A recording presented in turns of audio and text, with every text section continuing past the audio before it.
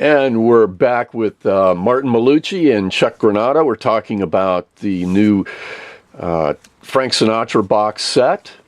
And it's completely radio-centric. And I wanted to talk also about the repertoire. So in a way, this kind of exposed him and the rest of the country at the same time to all kinds of different music, but his interpretations of all kinds of music. Right, that's absolutely true. So talk about the arc of repertoire over this period. Well, of course, in the early 1940s, 40, 41, and 42, he was working with Tommy Dorsey and doing night after night of club performances and dance dates, and many of those were broadcast either from New York or Chicago or Los Angeles, sometimes Washington, D.C.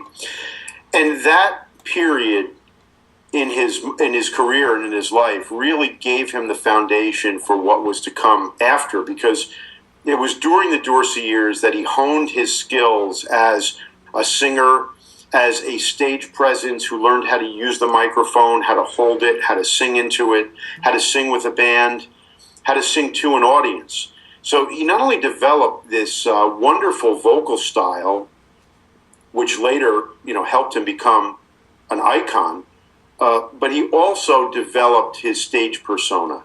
And once he started singing as a solo artist on the hit parade in 1943, he had really perfected all of those things and was now the first teen idol, the first solo singing sensation, and really singing some beautiful things. There's a very big difference between that first hit parade tenure, which was 1943 to 1944, and the second tenure, which was 1947 to 48. And during the first hit parade series that Frank was the guest star on, he really was singing quality songs. I mean, a lot of those songs were written because of and about the war and the sentiment that accompanied people being away at war. So we get great songs like These Foolish Things and I'll Be Seeing You. And those are songs that became standards. Now, when you fast forward to the later hit parade incarnation from 47 and 48, you get a lot of novelty songs, which were really starting to become the music of the day. Reflecting the mood of the people at the time. Yeah. Happy the war was over. Right. Post-war, I'm looking over a four-leaf clover, and how much is that doggy in the window? And, kind of songs that we look at today and say, well, they're a little bit inane in some ways, in a lot of ways. They're not as of the same quality as a lot of the songs that were written in the early 40s. But it's a very interesting set of bookends, because we hear Sinatra singing these wonderful and charming songs from the early 40s in ways that we never heard him sing after that, with different arrangements on the radio, and this fresh, pure, tender voicing. And then we hear him singing the hit songs of the day, the novelty songs later, and investing no less of his own quality in them. And that's the interesting thing. It would have been easy for him to throw away a song like I'm Looking Over a Four-Leaf Clover. Yeah, and he really he invests the same quality and care as he did in any of the other great songs he was singing. So I did include on this repertoire some examples from the 47-48 hit parade series that really show that even though some of that material was lesser, Frank really, he did the best with it. He made it more substantial than it probably really was. Yeah, I would agree with that. Most anyone else's hands. Yeah, for sure. Spot on, Martin. Definitely. Yeah, I mean, he had that ability to take something that was kind of trite, and just through the way he sang it and the arranger he chose to use on it, in some cases he could turn it around and make it something really special. He did a couple, as much as he said that he detested rock and roll, he did a couple of, early rock and roll style singles at Capitol Records in 1955 with Big Dave Cavanaugh. And From the Bottom to the Top it's a great song. I mean, you could hear that Frank was having fun with it, and it was the sound of the moment, and it was well interpreted in his hands. So he could take something that he maybe didn't really like as much as some of the standards, and he still imbued it with some beauty. He'd find something in there that even if the lyric on its surface isn't much there, he found something that he could relate to, and the song across. I totally get that. I totally get that.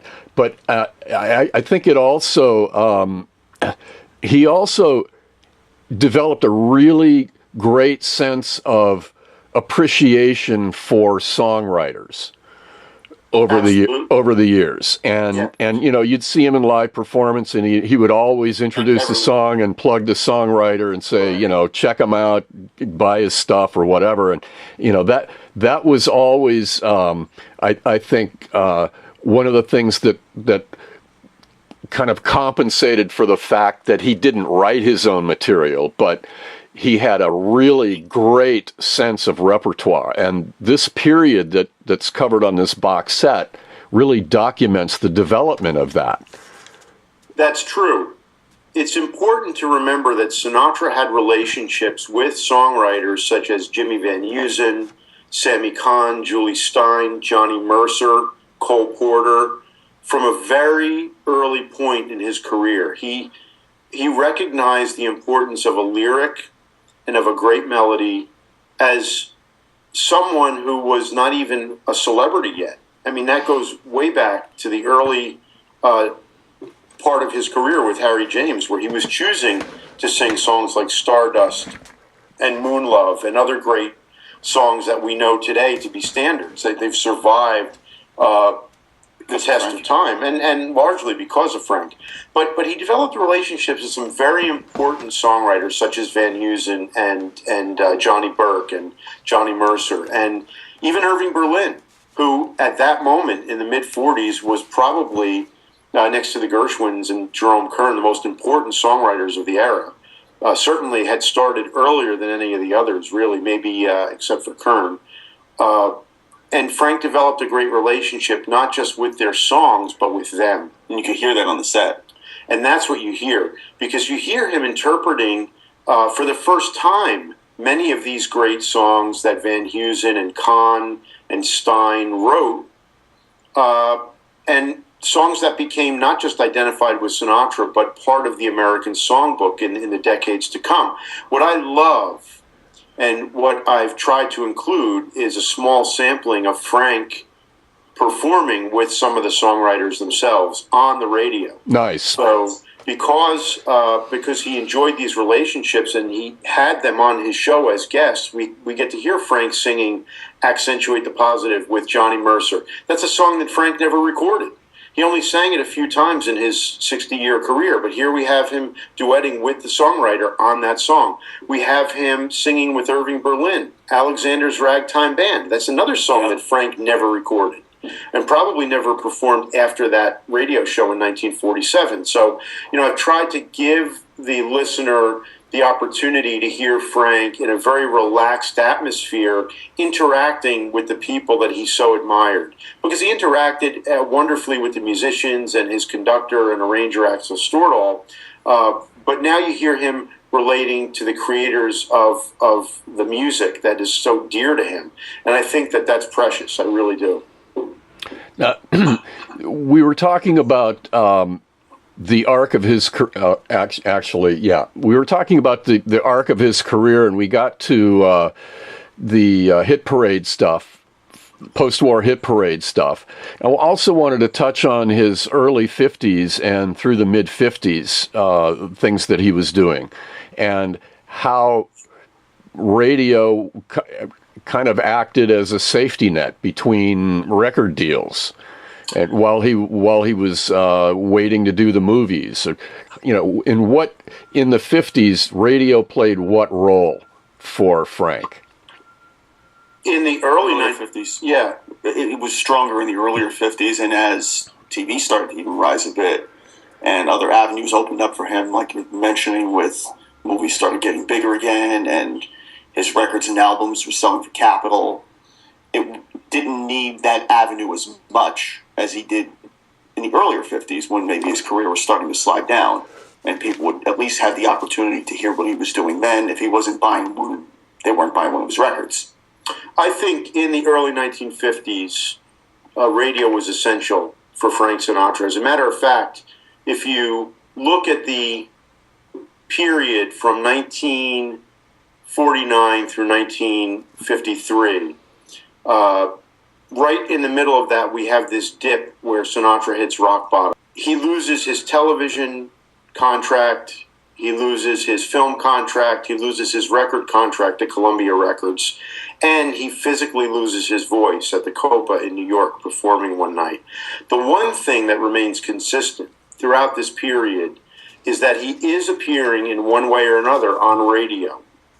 So what we see is this lifeline that radio provided to Sinatra. So he did the hit parade, which ended in 48, but in 49 he starts a nightly radio show called Light Up Time for NBC, and it's a 15-minute show on which he stars with Dorothy Kirsten, the Metropolitan Opera star. And that show continues for the better part of a year or so, and then when that ends, he goes back to CBS and he does a short show. When I say short, I mean it didn't last for very long, but it was a half-hour show called Meet Frank Sinatra, where he plays DJ.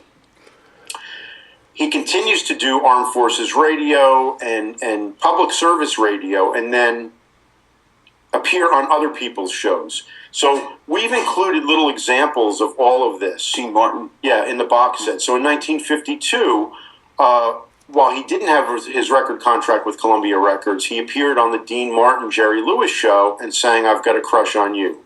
And he was appearing on the Bob Hope show, and he was starting to appear on television. But then, once he signed to Capitol Records in early 1953, they immediately channeled that energy into a radio show called To Be Perfectly Frank, in which Frank, again, hosted a show where he played other people's records and some of his own, but on every show they featured one or two live performances where he sang with a small group. Which is interesting in itself. Yeah, because it's fascinating. do a lot of that. It might have been a trio, a quartet, a quintet, and it might have just been Bill Miller or Graham Forbes on piano. And that really was the breakthrough moment for him and his resurrection, his rebirth, his reinventing himself as an artist at Capitol. It all started happening around the same time like that. Yeah, well, the radio really was important in helping. And at the same time, he was, he was working on From Here to Eternity, and then he got the Oscars. So by 1954, the transformation was complete. Yeah, it was there. It was there. And I think those early Perfectly Frank shows had a lot to do with that. It brought this new persona, this guy with a little bit of an edge and a little swagger and a little sophisticated just enough approach. Yeah, just enough. Good way to put it. Back into the mainstream and out to the public. So I think that radio was essential to Frank in that time where he was really faltering in the early 1950s. And in his radio career, and a whole new setting again, to use radio in a different way that maybe he wasn't using on his records so much. Absolutely, yeah. I mean, and solo piano and small groups. Yeah, he was doing on radio in 1953, 54, and 55 what he was not doing in the studio. So we have a different view from a musical standpoint, a different texture to the music, and he was also singing songs that he wasn't recording. So that's an important gap to that period of time and the work that he did then fills. And it's also an interesting extension of his touring that in those in-between years between Columbia and Capitol, where he was touring with a small group like that. Yeah, that's true. So he wasn't necessarily... He was starting to expand his band in the studio, but he kind of kept that on the radio. He did. And it really, it shines. When you listen to this, you can hear it. You can hear his confidence come back. You can hear him start to swing, start to have that swagger. It's not just something that you see in his physical transformation. You feel it and you experience it orally when you listen to the music.